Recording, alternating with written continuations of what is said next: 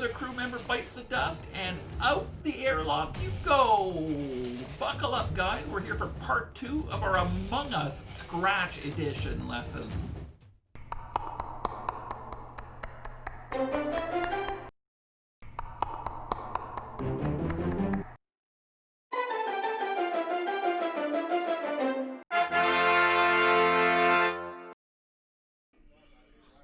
Welcome back to the Chromeworks studios in beautiful Ottawa, Canada. I'm Andrew Tomec, your technology teacher, back with another Scratch lesson for you.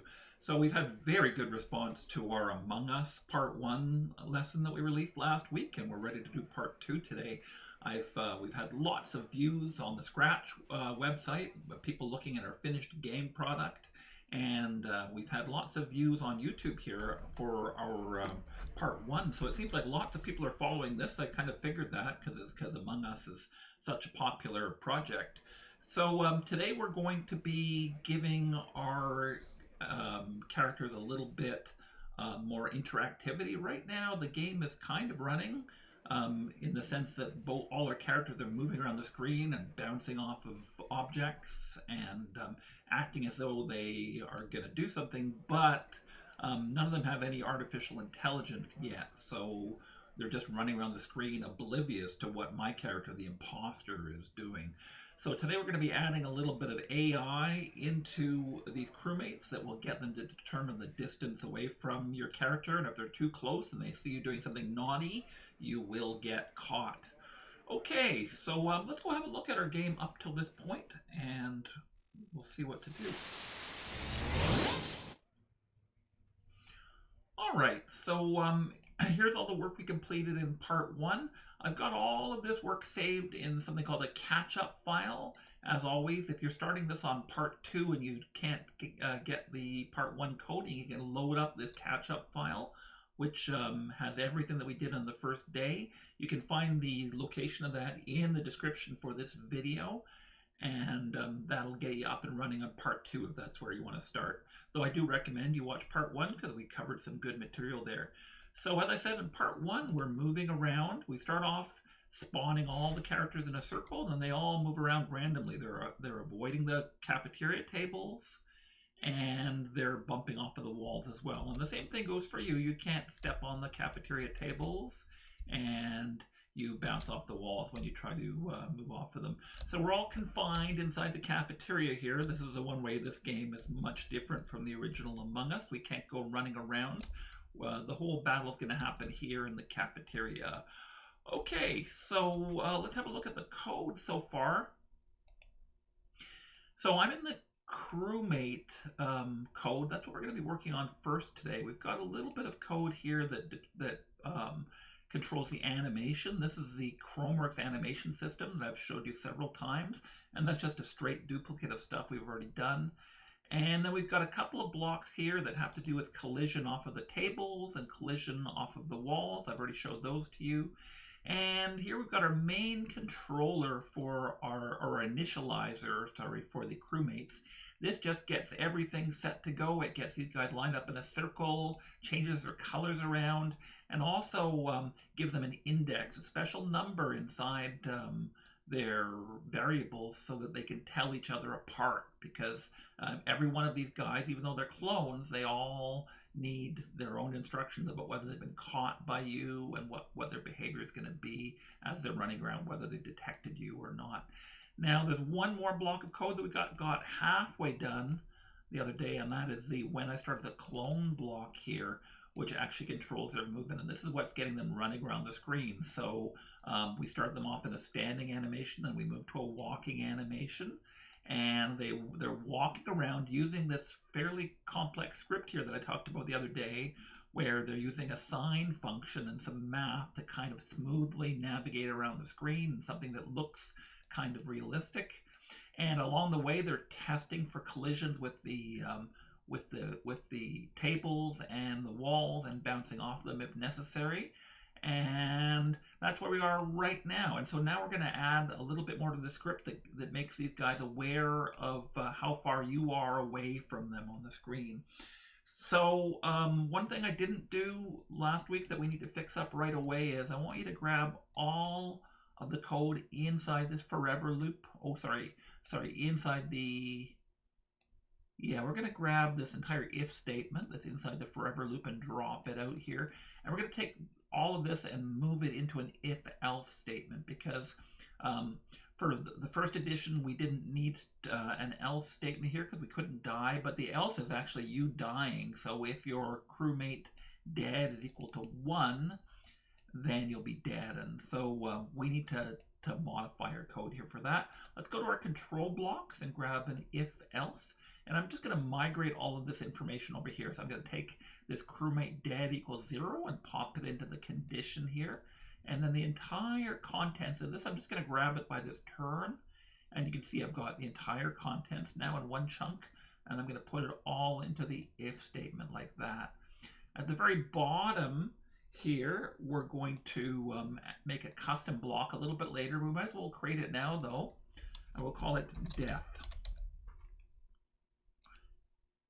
And so this script is going to keep running around moving until we die, until our characters die, basically until they get chucked out the airlock. So they're just going to continue running this script here, which is going to navigate them around the room and test to see how close they are to your imposter character. Okay, so from here, the next step is going to be to, as I said, to calculate our distance from the imposter. Now this is a little bit tricky again, because every one of these guys is going to be calculating his distance, and only the guy who's closest to us is important right now, because that's the person who we're going to end up grabbing with our lasso when we attempt to murder this character. So we're going to have to find a way to get the script to look at all of these characters and figure out which of them is closest in any given moment. That means we're going to have to save all our current locations into a little database that we've created here. We've already gone ahead and created a list here called crewmate X positions and another one called crewmate Y positions. And at the beginning of the game, these store where our characters are currently standing, where all the 9 crewmates are standing. And this is going to be updated as the game progresses. You see that it's static right now, it's not changing, but that is going to change with some of the code that we're doing here right now. Okay, so we're inside the if statement here underneath the test collisions. Let's add another if statement down below. And that if statement is going to be if our distance to the imposter is less than the variable we've set up for the closest guy. So we have a variable that says closest distance to imposter. Let me grab the bubble for that. Closest distance to imposter. So whoever the closest guy is, this is his distance away from the imposter. So let's go grab something that says distance to imposter. We're going to grab that from our sensing blocks. And here's something that says distance to mouse pointer. I'm going to change that to distance to imposter. All right, so we can just assemble this now. We'll say if we need a less than sign here. So let's put a less than sign inside the if statement. So if distance to imposter is less than the closest distance. So if the imposter clone that's running around here is closer than whoever was the last closest person, that means it's his turn to be the closest person. So this is going to detect that. Am I closer than the person who the computer thinks is closest? And if that's the case, we have to update this variable and make sure this guy is tagged as the person who's closest. So let's go set variable. We're going to set closest crewmate index. Closest crewmate index. And that's going to say which character. All these characters have an index number from 1 through 9. That's their ID badge that's kind of stamped on their foreheads. So set closest crewmate index to crewmate index. Where's our crewmate index? Crewmate index. Here it is. Sorry, sometimes these are hard to find. There's a lot of variables in this game. All right, so set closest crewmate index to crewmate index. That means whatever your number is right now, if you're close enough, then you are the closest crewmate, and we're going to take your number and feed it into this closest crewmate index. Now the computer knows that this clone is the one that's closest. Okay, now we need to feed that information into the database. So we're going to go replace an item inside our X and our Y coordinates here. So go back to your variables and go down to the list variables here. Remember, we have that static list right now of where all our characters are on the screen. Let's go replace item. And we're going to put that underneath the if statement above the else here. We're actually going to do this twice. So we're going to replace which item on that list? Crewmate index. So whoever your guy is, well, they're all going to go through this because they've all started with a clone. So every single one of these guys is going to report his location. So closest crewmate index. Let's go to our variable, grab one that says closest crewmate index. Replace closest crewmate index of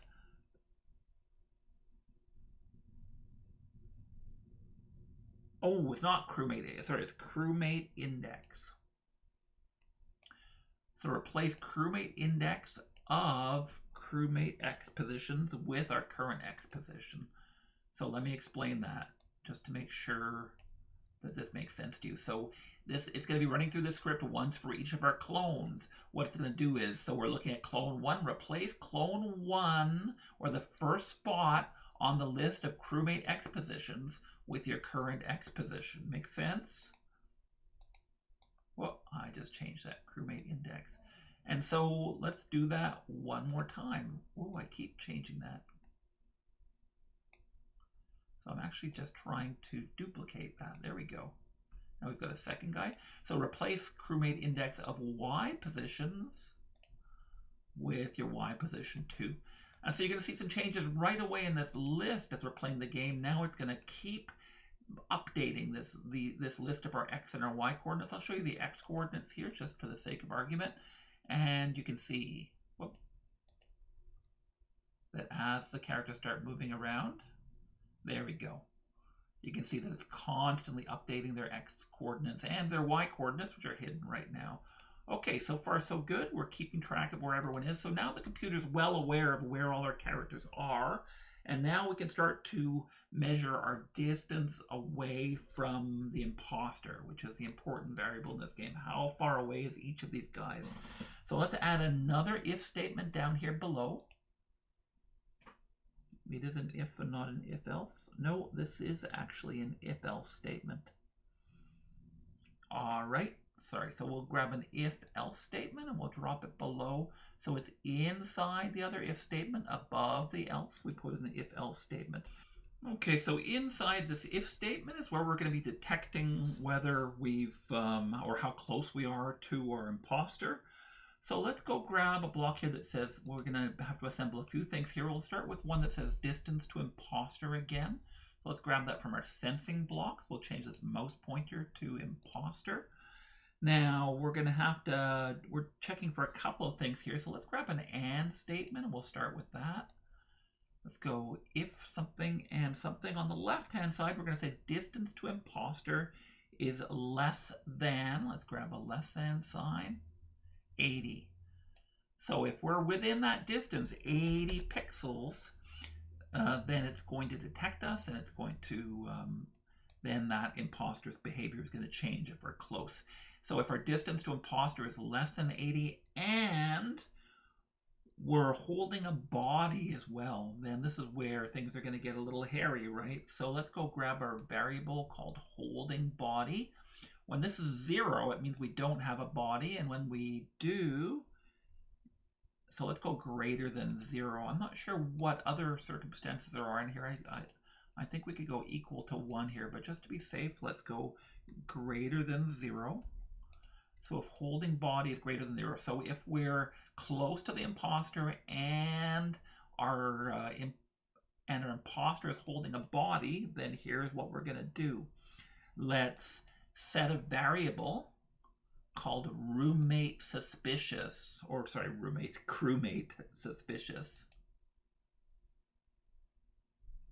And that is right here. We're going to set that to 1, and that's going to change some things elsewhere in your script. But that will, and so he's going to be running away from you, trying to get away from you. If he doesn't manage to set off the alarm before you toss the body, he has no evidence, so he can't turn you in, but he's going to stay away from you because he knows you're the imposter. Let's go to our motion blocks here, and we'll tell him to point towards the imposter. Point towards imposter.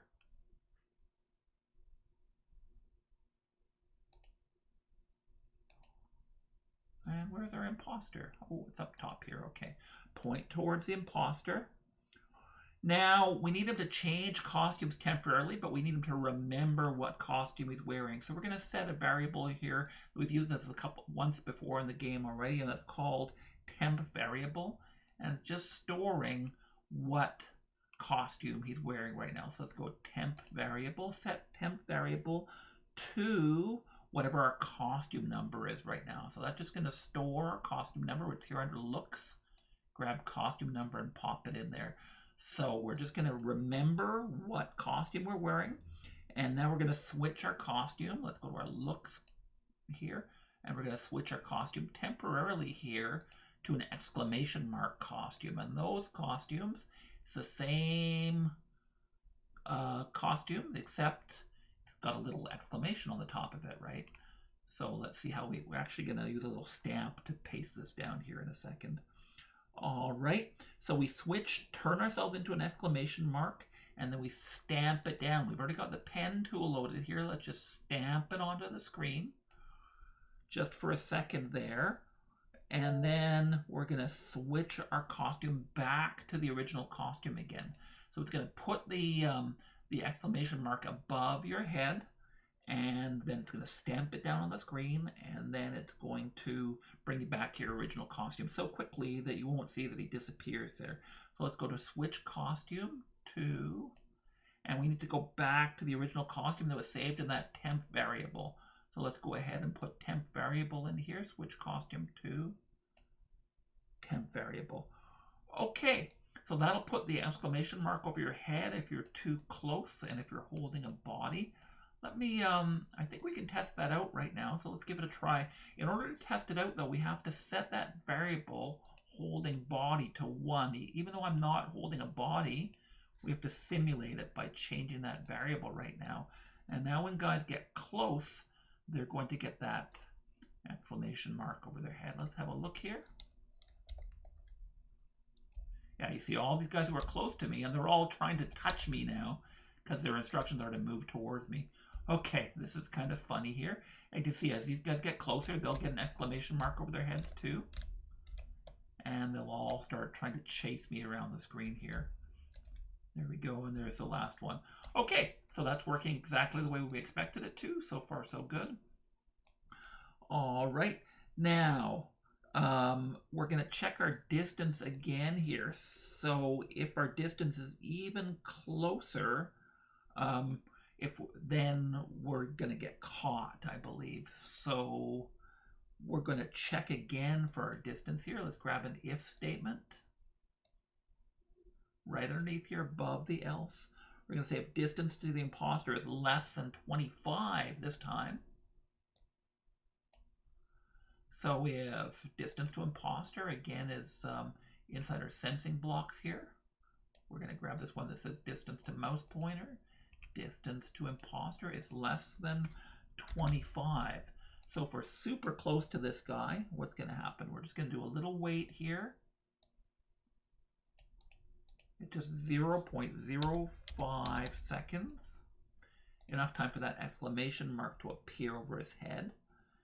And we're going to check a variable here that says crewmate dead. Let's go ahead. So if a guy's within 25 pixels of you and you've just killed a crewmate, then we're going to go to a game over cycle here. That means you've been caught and there's been a body reported. So when you capture a guy, you have to make sure it has to be less than 20 or more than 25 pixels away from your nearest other character, or you're going to get into a game over situation right away. If your crewmate is further away and he detects this, then he'll start moving towards you, right? And then the game won't necessarily be over because he's going to switch once you dump the body. So he's going to try and get to within 25 of you if he sees you so that he can report you. But if you can toss the body before that, then you'll be safe and he'll be suspicious of you and his AI will change him so he's running away at that point instead of running towards you. So that's kind of how that works. It's a little complicated, but I think it'll make sense as we're going through here. All right, so we're going to say if crewmate dead is equal to 1, is equal to 0, sorry. So if the crewmate, if there is no crewmate dead, so let's grab an equal to sign here. And let's grab crewmate dead.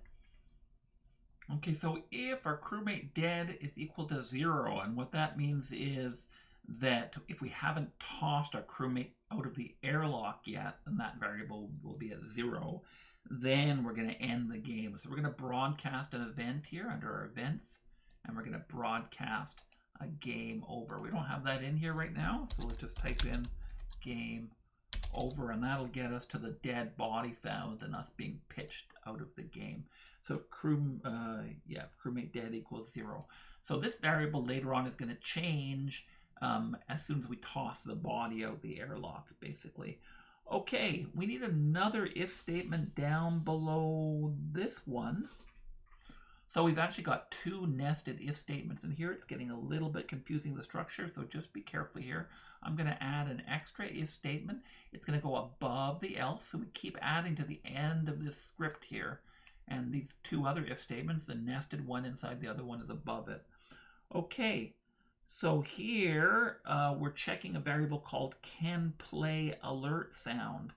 So that means that you've been detected, and it's going to play a sound that tells the software that you are that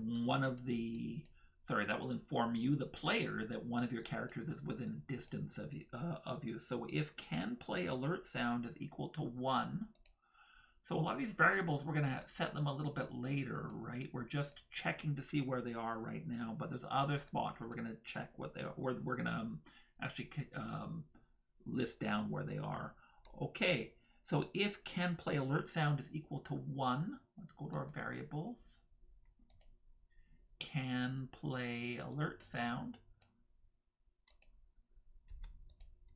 So if they're able to play the alert sound, in that moment, we're gonna switch the variable back to 0 again, because they only get to do it once.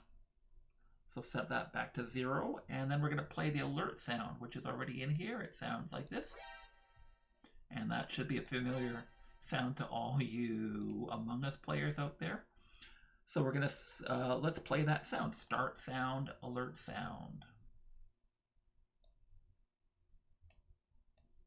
Okay. So I'm not sure if... Okay. So here's where the if else statement comes in here. So if our distance to imposter is greater than 25, right now this is all that happens if he's close to it, but if it's greater than 25, then this is where we switch that can play alert sound variable to 1. So let's go and set a variable, can play alert sound. So if we're farther away, we're going to play that sound, and this is where you have to scramble to get rid of that body. Set it to 1 before before the guy can reach you, right?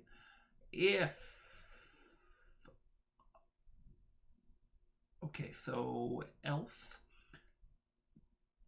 And in here, we're going to put another if statement. I'm getting really bamboozled by all these if statements. This is quite a complicated script, I'm sure you'll agree. If crewmate suspicious is equal to 1 is what we're going to pop in here. So let's go ahead and add an equal to, and we'll say crewmate suspicious is equal to 1. So that means our crewmate is close, but not too close to us when we killed another crewmate, right? Now here's where he's going to start moving towards you. Point towards imposter. Oh no, this is where he starts running away from us, I think. So let's go point towards imposter. So we're using this point towards imposter as a guide post to tell us how to run away from the imposter. Basically, he's going to point towards us and then flip around in the other direction. So let's tell him to turn 180 degrees here. Let's go to our motion blocks. It doesn't matter which direction you turn. We'll just tell it turn 180. And we can test this out now by playing with this set holding body variable, which will simulate some of the different things that could happen in the game here. So, for example, if I click the green flag here, you'll see that my characters, right now, they're going to, the crewmates are mostly going to ignore you.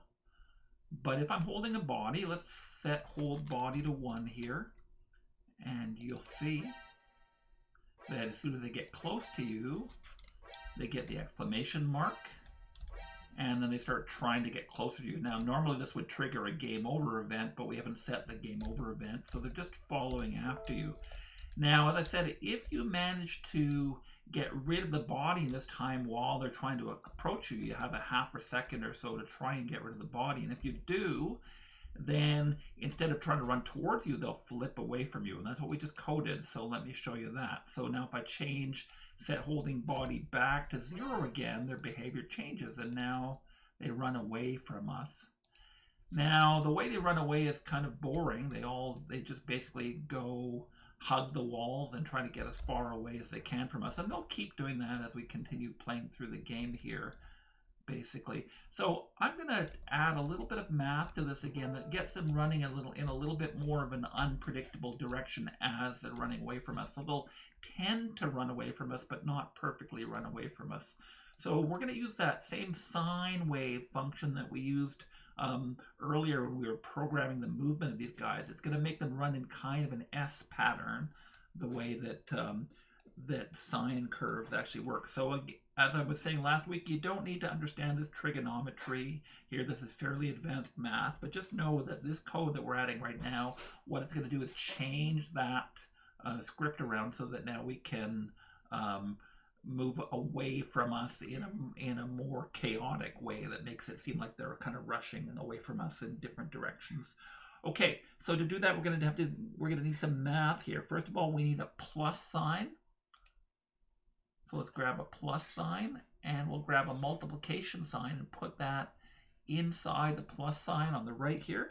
So we're going to say 180, which is going to flip us around, plus the sign of, I put a plus there instead of a multiplication sign. So we're going to grab the sign of the turn coefficient. So sign of our turn coefficient, which is just the random number that we drew in episode 1 here. It's going to determine how far off of 180 is going to go, and then we multiply that number by 20. It'll give us a number somewhere between minus 20 and plus 20, basically, that he's going to veer off of this 180. So let's pop this all into the spot here where our turning used to be. There we go. And now you'll see that things will run a little bit differently here. They're still going to run away, but they're going to do it differently. So let's start the game off here. I'm going to change that set holding body to 1. And then they're going to detect us and move towards me. But if I move back to 0 now, they're going to flee, but in a much more chaotic direction here. So let's show you that. And so they're running away from us. But yeah, in a way that's,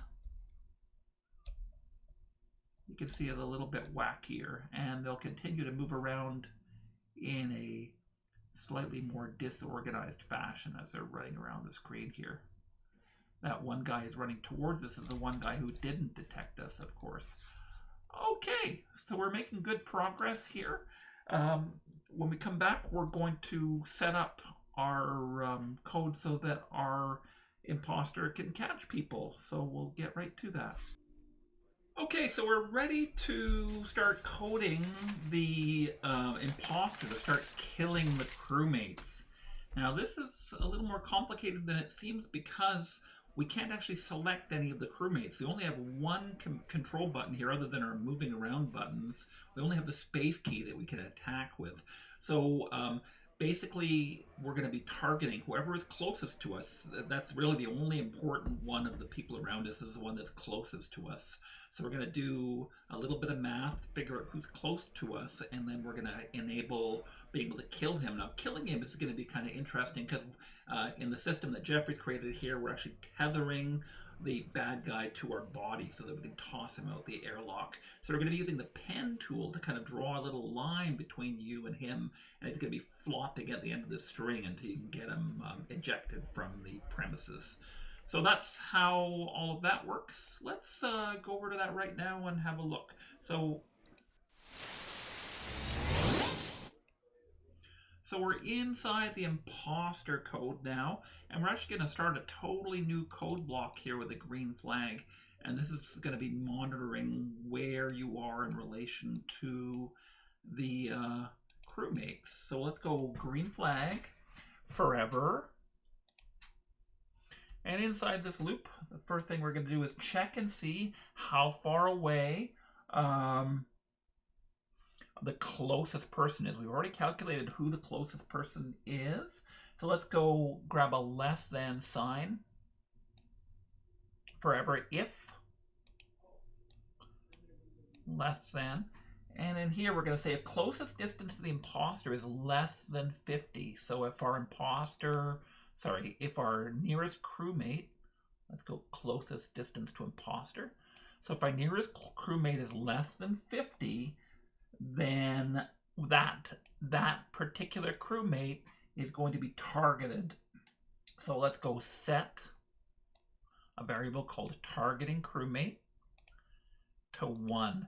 Now that's not going to do anything to the crewmate. What that's going to do is make the targeting reticle, which is a little kind of funky design we have right here. Let me show that to you.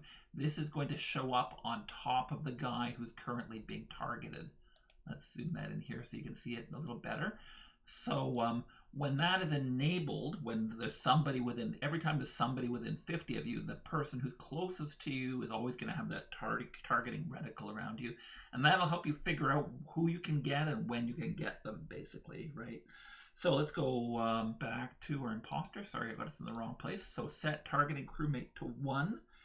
And here's where we can decide to kill him. So let's add an if statement inside here. If I'm touching the space key, or we've actually got an alternative killing method here. There is a kill button here in the corner, and that is this button here, as you can see. And so that'll be an alternative way. You can just mash that button, or you can hit the space key to perform your kill here. So back to our imposter, I'm going to say if key space pressed. Let's go to our sensing blocks, or I'll grab an or and pop it in there. So if we press the key space or kill button pressed is equal to 1, then that's how we'll know that the button's been pressed, when that number is equal to 1. So let's go grab that variable. I've already created it, called kill button pressed is equal to 1. And so that's all that kill button's going to do, is change that variable to 1, which will trigger what's happening inside here. Okay, so now we need to broadcast a message here. Let's go to our events, and we'll broadcast a new message called Imposter Kill. And that will send a message to other sprites telling them what to do now that we've trapped someone. It'll send a message to the nearest crewmate who's been killed, to tell him to start following us along at the end of a tether, and I believe there's some other things that get triggered by that event here. Okay, now we've got to figure out who it is that we've caught here. So let's go set a variable, set crewmate selected. That's the one that we've decided to kill. Crewmate selected to closest crewmate index. Closest crewmate index. So that is the number of the crewmate who is closest to us, right? So we're going to make sure that, so that guy is now the selected guy. He's marked for death. Okay. Now, as happens inside the game, we're going to, as soon as we kill the person, we teleport over to his current location. And this is in keeping with the way that the actual Among Us game works. So as soon as we pick someone to die, we teleport over to them. So we're going to go to their X position. Now remember, their X positions being stored inside of this list right here. Their X and their Y positions are being stored on lists. So we need to look at that list to figure out where to teleport to. So let's go to our list commands here. We're going to grab an item number of crewmate positions. So what this is looking at, this would be item 1 of the list. So this would be the location of crewmate 1, right? We don't want 1 though. We want to put the selected crewmate, that guy's number down there. So let's go to our variables. We'll go to crewmate selected and pop it into that hole there. So go to item crewmate selected of crewmate X positions. And we're going to do the same thing for the Y, but we're just going to change a little bit of it around. So we're going to say crewmate selected of crewmate Y positions. So we're going to pop to the location of the nearest crewmate as soon as we press that kill button. Okay, we'll be ready to test that in a minute, but let's just, there's just a couple more blocks left in this section. So let's just go ahead and do that first, and then we'll give our software a quick test here.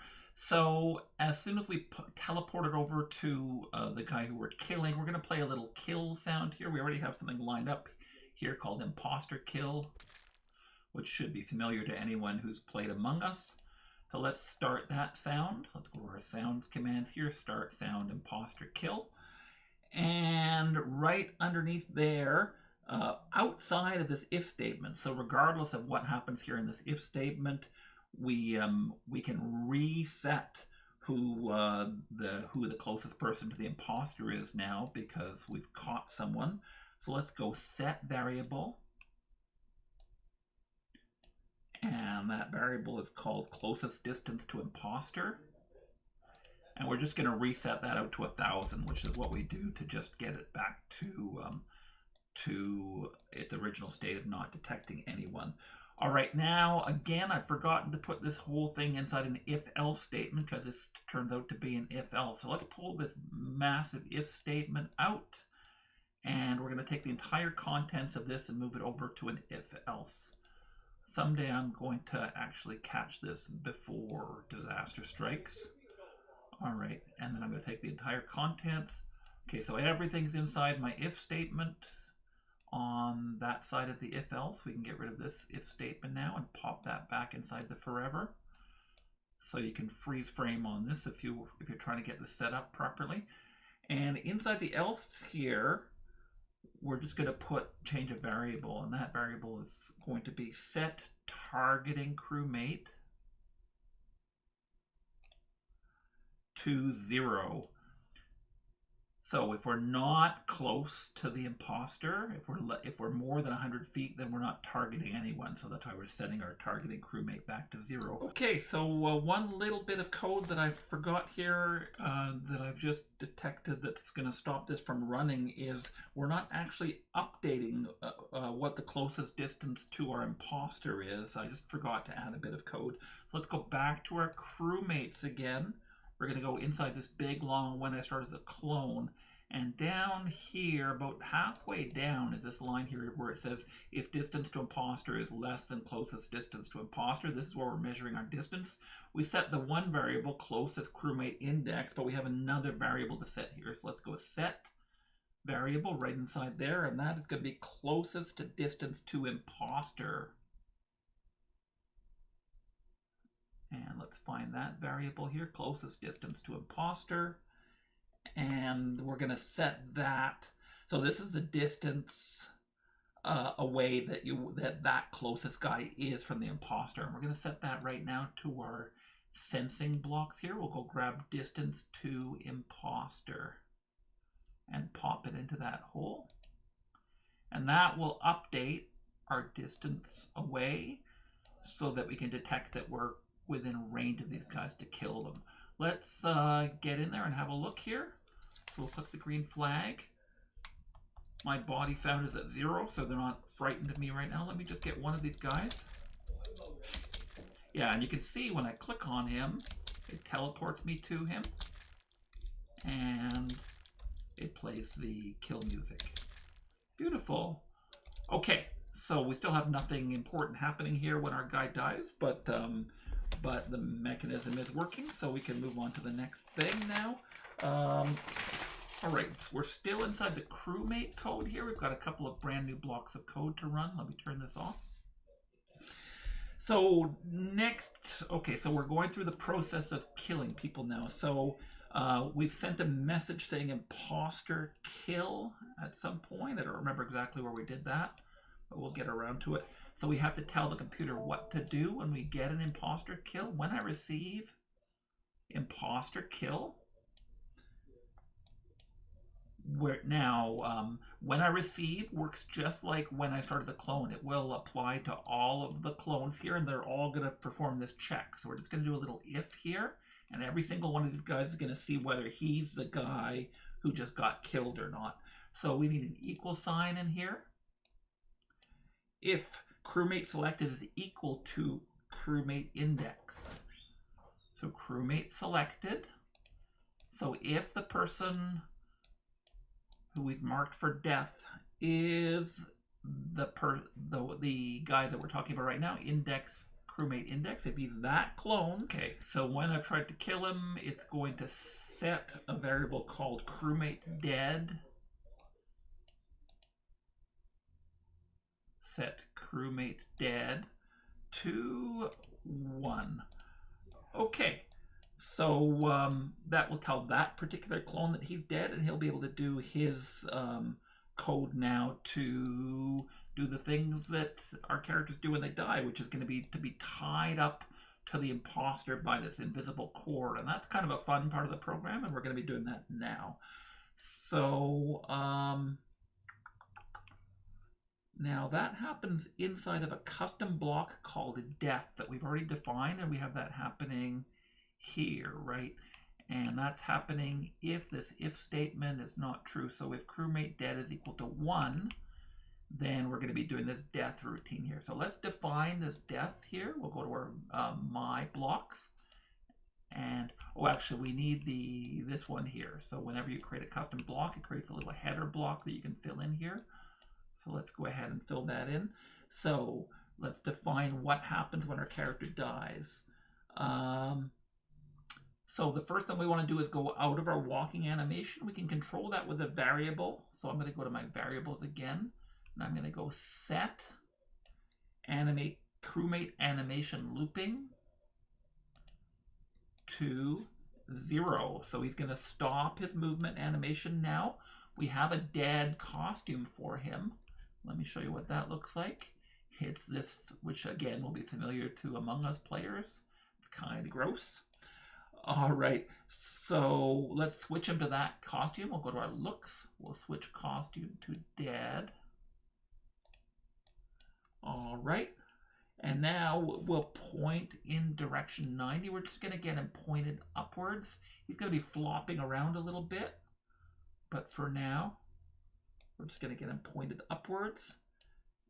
And we're going to change that variable that lets us know whether we're holding a body or not. So that's going to affect the imposter. So to tell the imposter that he's holding a body now, we're going to change the variable holding body to 1, and now he'll know he's holding somebody. Now we're going to wait just a little bit. The recommendation here is 0.7 seconds for stuff to start working. And then we're going to flip through a few of these dead costumes here. So let's go repeat 3 times. And each one of these, we're going to wait just a titch. We've tested it out, and 0.04 is a good wait time here. And then we're going to go to our looks and go next costume. So we're just going to cycle through a few of these costumes. And then, because our guy's flopping behind us, now he can go into a floating around animation. So instead of being locked to the left and right movement where he can only flip left or flip right, now he's allowed to rotate his body around. Okay, so we change our rotation style, whether we can rotate with this block here that says set rotation style. We're not going to be left right now, we're going to be all around. And that's going to let us kind of flop around behind our main character, being held by a tether. Now, underneath here, here's where we're going to start actually implement the tether inside this little forever loop. So once we've gotten into our full death animation, now we're going to start drawing this. So let's go to the back layer. We have to change the stacking order here a little bit. So go to back layer, because we want the rope to be behind our characters instead of in front of them, of course. And we're going to go forward one layer. So I'm not sure what...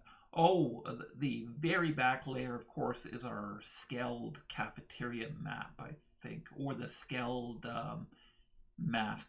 Anyway, we have to be just one layer up from that. Now we're going to do a little custom block here called check if ejecting. Let's make a new block. Call it check if ejecting. And so this is what's going to kill the tether. If we're actually on top of an ejection spot where we're allowed to toss this guy out the airlock, then that will circumvent all this string code and take us to a different part of the program. So, but for now, we're just going to put the block in there. It's not going to do anything yet. We'll get that hooked up later. And now we're going to tell our guy to point towards the imposter. Oh, point towards imposter. And now we'll do an if statement inside here. Now, we're going to have him trailing about 10 pixels behind us. When we move more than 10, we're going to kind of tug on the rope and keep him connected to us. So we need to check here to see his distance away from us. We'll grab a greater than sign here, and we'll say if distance to imposter, under our sensing blocks, if distance to imposter is greater than 10, then we're going to give a little tug on that rope. So we're going to tell it to move. And we're going to use a little bit of math here so that it doesn't happen all at once. It's going to kind of snap. It's going to go a little bit more every turn. So we're going to go move that distance away, distance to imposter, times another number. Times 0.05, and you're going to see that's going to give it that kind of elasticy, snappy kind of motion, because the he's going to move fast at first, and then as he gets closer, he's going to slow down, I think. Okay, so now we need to track our current position and the imposter's position, and tie a string between them with the drawing command. So that's the last step before we test this. So we're just going to set some variables here. Set, and there's a variable called tempx. And we're also going to set tempy while we're at it. And so that's going to store our current x and current y position. So we'll go to our motion blocks and grab one for x and one for y. That's going to store where we are on the screen. Then we're going to put our pen down. So let's go to our pen commands. That will start drawing. When you put your pen down, you start drawing. Now we're going to have it teleport over to the imposter. So we're going to use a go to command. Go to imposter. Whoa, I'm drawing all over the screen now. We'll fix that in a second, but we're doing some crazy stuff right now. Go to imposter. And then we're going to go back to that location we just stored here. So we're going to say go to an XY coordinate. And that's going to be tempx and tempy. So let's grab the little bubbles that say tempx and tempy. And so it's just going to draw a line between those. Okay, so we've done drawing our line. Let's put our pen up so that this crazy stuff doesn't happen on the screen. We only want to be drawing lines under very specific circumstances. So let's go pen up again. And now, when Jeffrey tried this out the first time, what he told me was that you're allowed to have multiple people on the rope behind you, but they all stack up on top of each other. So we're going to add a little bit of a weird random factor here. We're going to go point in direction. And we're going to put in there basically the number of the crewmates, so that every one of them has a slightly different reading here. So we're going to do a multiplication sign, actually. So let's go multiplication. And it's going to be your crewmate number, so that every one of them is in a slightly different location. Crewmate index times 7, I think, is the number we're doing here. All right, so I think if I stop here, oh yeah, it's cleared my screen off here. Okay, so let's give this a little test and see if it works.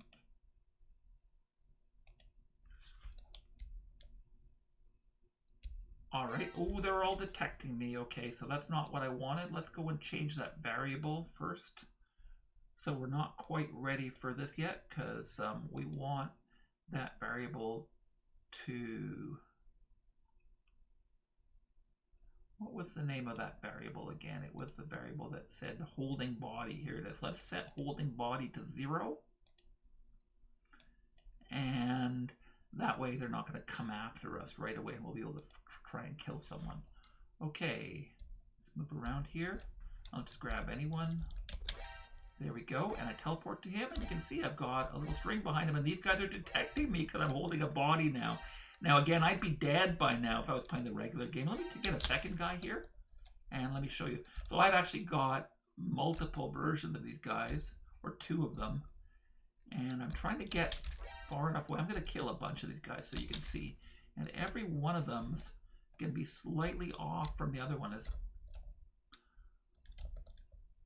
So I think maybe we can go a little higher on that variable to make them spread out further. Maybe times 7 isn't enough. Jeffrey warned me that we might want to go higher with that number. Let me try a crewmate point in direction times 20 and see if that makes them spread out a little bit more. Oh, and I have to change holding body back to 0 again. Or, yeah. So, holding body to 0. Okay, now they won't chase me.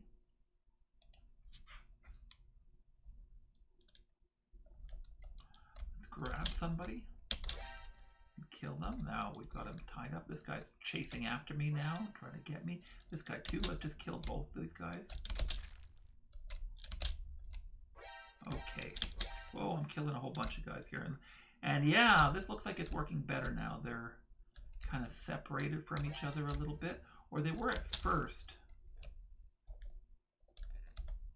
I think they eventually settle into a position where they're kind of on top of each other. Okay, anyway, this looks like it's working quite nicely now. At first, yeah, it seems like we still haven't fixed that problem of them getting too close to us, but that's as good as we can do for now. Okay, so ready to move on. Okay, so next up we can eject our crew members into outer space. Now the way that works is basically we're going to be dragging these guys behind us, and if we move in front of one of the 3 airlocks on the screen here, one down here, and one over here, and we're dragging someone behind us, they'll get ejected. And if we can do it fast enough, then we can avoid getting caught, basically. So we detect whether they're in front of that by whether they're standing on an eject area. I have this little red sprite here, and this is where you have to be standing to eject the guy. So we're going to take this rectangle and move it to different locations here, here, and here, using some cloning. So let's do that first. That's called eject area over here in our Scratch starter file. So we'll just do some quick coding on that, and then we can go back to the crewmate and get him organized here. So let's go when green flag clicked. We're going to show, because the thing's hidden at the beginning, we're going to set our ghost effect to 99, and remember that's going to make it almost invisible. So set ghost effect to 99. There we go. And then we're going to go to start location. Oh, so we're going to send it to each of the different locations, where the 3 different locations where it has to go. So first we're going to go to 0 minus 148. That's the first one, and we're going to tell it to point in direction 90. And then we're going to make a clone of ourselves. So that's going to stamp that down in that spot. Now we're going to do the same thing a couple of other times. So let's go ahead and just duplicate the 3 blocks here. And for the next one, we're going to go to minus 155, 4, minus 155, and then a y of 4. And we're going to point in the direction 180. So that's going to turn it sideways for us. And then we'll create a clone of that. And here again, we're going to do the last one.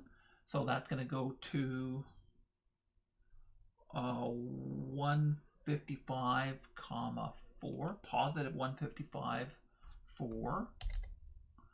And it doesn't have to point in direction because it's already pointing in the right direction. So we'll create a clone of ourselves. And then we'll send it back to the middle again, because we're actually using this sprite also to tell where the middle of the map is. And then we can hide it so that we can't see this object and we can't collide with it. We don't want to be ejected for the wrong reasons here. Okay, that part's good. Let's go back to our crewmates again. And we have a little more code to do there to make the ejection happen. Let me just get to it in my cheat sheet here. All right. So I think we've already made a custom block here called check if ejected. Let me see if I can find the header.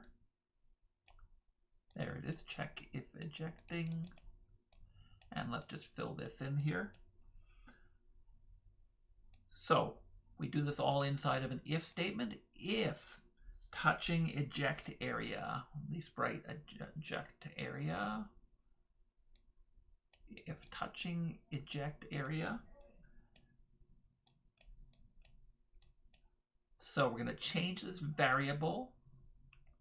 Change variable called. So the variable is actually stacking up the number of people who are holding. So we're going to get rid of one of the bodies that we're holding here. So we're going to go change holding body by -1.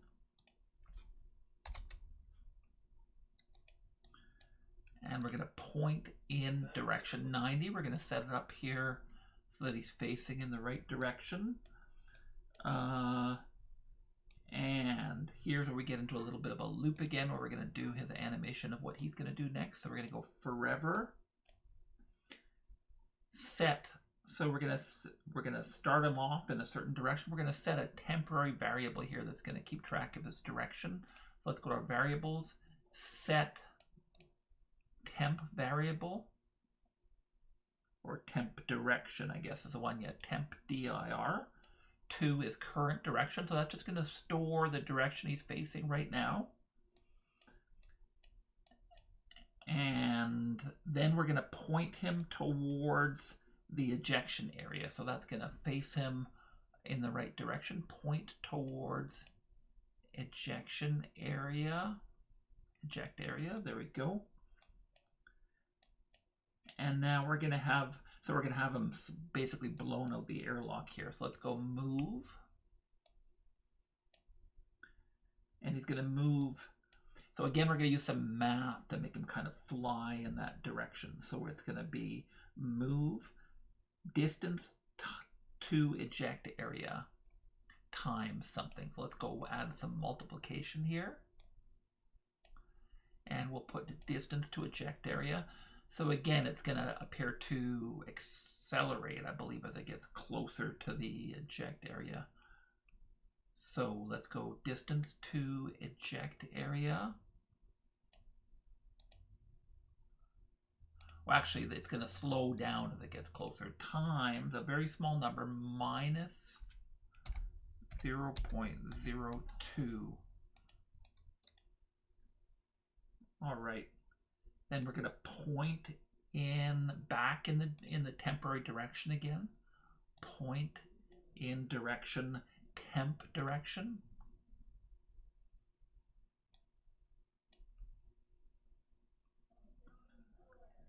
And then we're going to start turning him. We're going to rotate him based on how far away he is from the eject area. And that's just going to make it look really cool. Turn to the right, I guess. So as his distance from the eject area increases, the speed of his rotation is going to increase, I think. So we're going to go add a multiplication sign here again. All these multiplication signs here are just therefore kind of accelerating motion, and so it just makes things look a little bit cooler. Instead of just moving steadily in a line, we make things accelerate or decelerate using this multiplication sign. So distance to eject area, that's in our sensing blocks. I already got distance to eject area here. Let me just duplicate it. Times 0.05. All right, so we're going to keep doing this until we're touching the edge of the screen. So let's put an if here, if touching under our sensing blocks, if touching the edge of the screen. So he's just going to fly out there, rotating more slowly, I believe, as he gets farther away from us until he gets to the edge of the screen. And then we're going to run a little 10 times loop here, repeat 10 times, and that's going to fade him away. So we're going to go to our looks commands here and go change our ghost effect by 10. And so by the time that loop is done, he'll have totally disappeared. And then we're going to mark him as dead. So we're going to change that variable that keeps track of the number of guys who are alive. So we're going to change crewmate dead by -1. And then we'll get rid of the clone because we're done with him. So let's go to our control blocks and delete. Okay, let's give this a try and see if it works.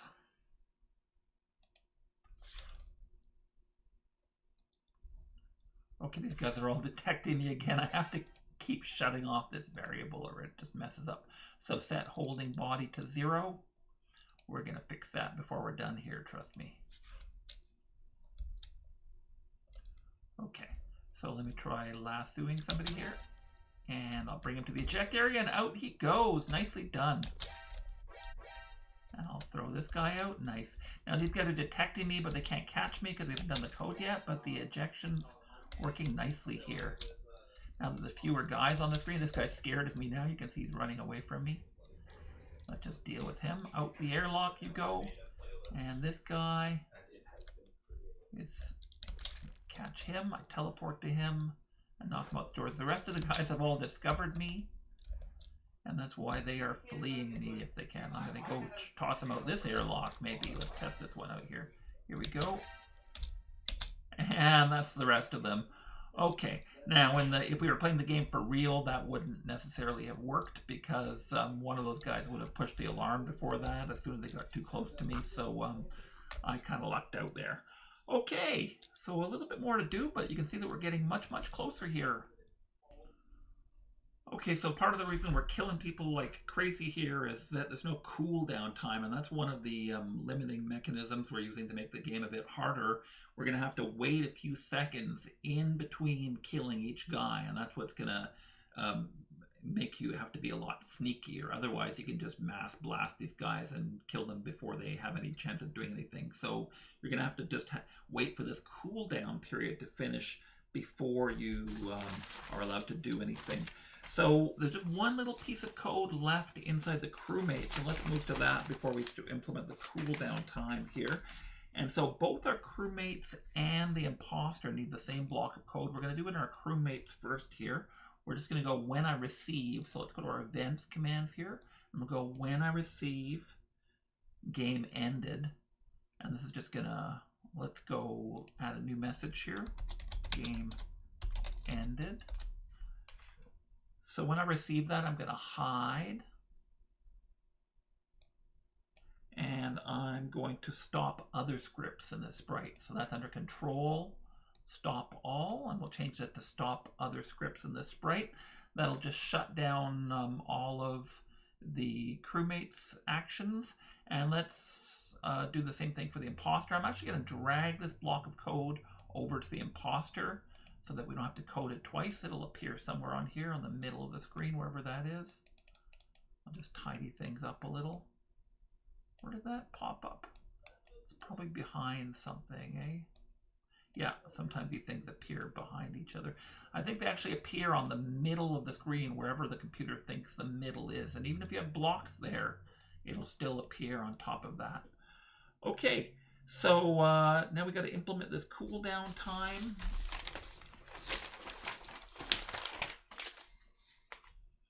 So that's right here. We'll need another green flag for that. When green flag clicked. So let's set a variable here called set holding body. Here's where that holding body gets set to 0. Remember, we kept having to manually set that. Now we're going to do 8 seconds for a cooldown time. That's something you can customize depending on how hard or easy you want your game to be. So we'll go kill cooldown. We'll set it to 8. And let's do a forever loop here. Control forever. If cooldown is greater than 0, so we're going to keep running this until cooldown is greater than 0. I guess there are different ways we could have constructed this, but this will work. If cooldown is greater than 0, kill cooldown is greater than 0. So as long as there's still some time left on our timer, we're going to just wait 1 second. So that's going to make us wait, and then we're going to make that timer go down by 1. So change kill cooldown by -1. Okay, just a little bit more code we have to do. We actually have to modify some stuff that we've already done. There was some stuff we didn't need to activate until the kill cooldown was working. So we're back under the green flag.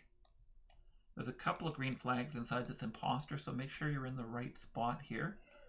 And this is the one here that says closest distance to imposter. All right, so inside where it says closest distance here, we're going to add an AND statement there, and this is where it's going to check for the kill time. So let's go AND. We'll leave that on the left, and we'll say kill cooldown is equal to 0. So it's only going to work if our kill cooldown is equal to 0. So we'll grab an equal sign. Kill cooldown is equal to 0. And that'll prevent us from killing people until our cooldown is over.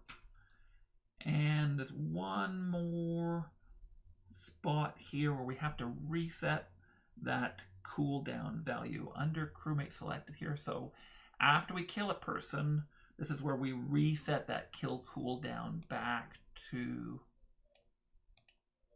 6 again.